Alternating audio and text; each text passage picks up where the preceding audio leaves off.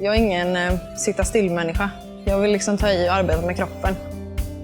Första dagen som jag gick till min lärlingsplats, som man säger så. Jag visste ju inte om jag skulle skruva åt höger eller vänster. Det var ju men man lär sig.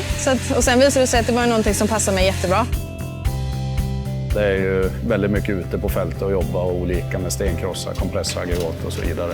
Det kan ju skilja sig. Det kan vara en koppling som ska bytas eller bromsar eller som i morse när jag var ute på jobb. Man vet inte riktigt alltid vad man ska göra och det är rätt skoj också.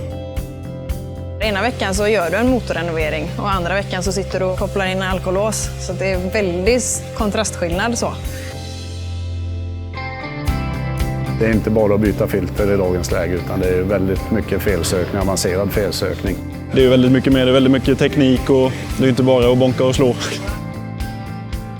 I dagens läge så datorn är ju det viktigaste verktyg vi har. Det är ju A och O idag. Hade vi inte haft datorn och den diagnosutrustningen vi har, då hade ju en felsökning som kanske tar 5 minuter i dagens läge tagit 3-4 timmar. Man trivs och man får utmaningar. Liksom. Det är ingen liten verkstad så du får ju alla verktygen du behöver och det är ju en professionell verkstad. Det är ju efterfrågan är ju stor på just servicetekniker och mekaniker. Alltså det är mycket fler tjejer som har kommit in till exempel och kör lastbil nu. Och det är jättekul att se. Och då tänker jag att nu kanske tjejerna snart kommer hit till golvet också. Eller sådär. Men inte än.